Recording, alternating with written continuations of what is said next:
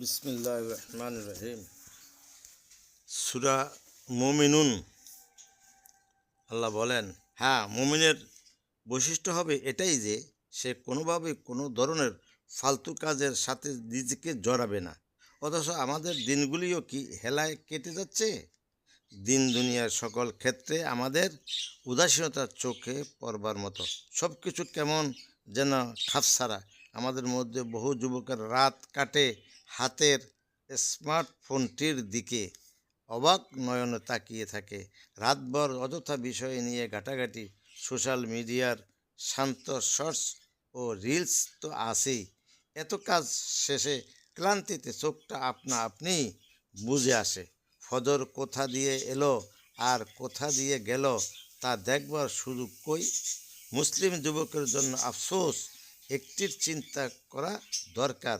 কানে হেডফোন লাগানো, নানা দেশের নানা ভাষায় সুরের ঝংকার বয়ে চলেছে কানে কানে মগজে, আর সেই সময়টাতে মৃত্যুর ফেরেশতা আমার সামনে হাজির।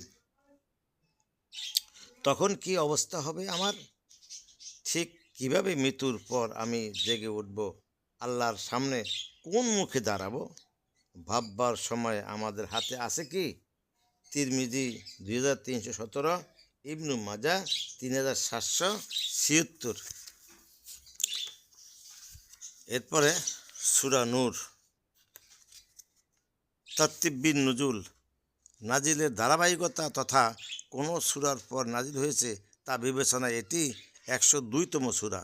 এর আগে সূরা হাসর ও পরে সূরা হাজ নাজিল হয়। তারতিব মুসআফ, বর্তমানে কোরআন মাজিদের বিন্যাস অনুযায়ী এটি 24তম সূরা। এর আগে আছে সূরা মুমিনুন ও পরে সূরা ফুরকান।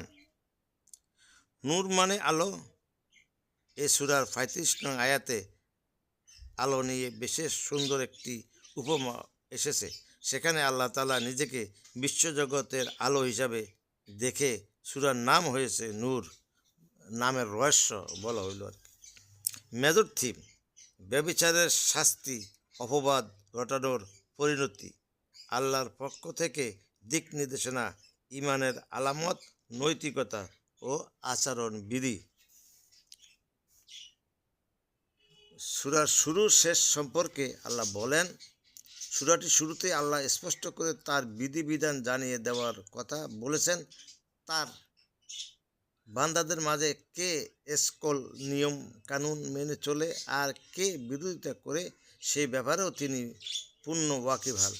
এর সাথে রিলেট করে